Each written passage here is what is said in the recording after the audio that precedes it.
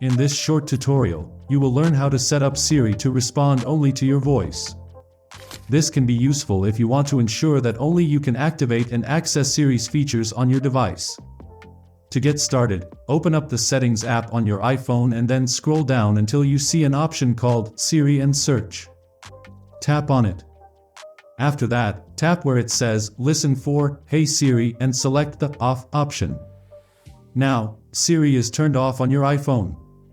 To turn it back on, tap and select Siri or Hey Siri or just Hey Siri. Now you can set up Siri only for your voice. Tap Continue, and then you have to read out loud what appears on the screen of your iPhone.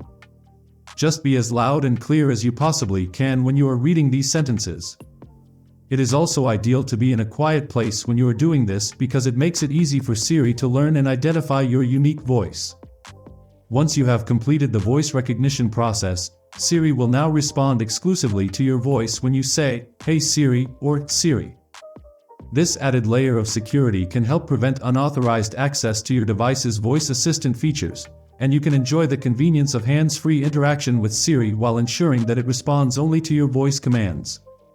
So, that wraps up this tutorial.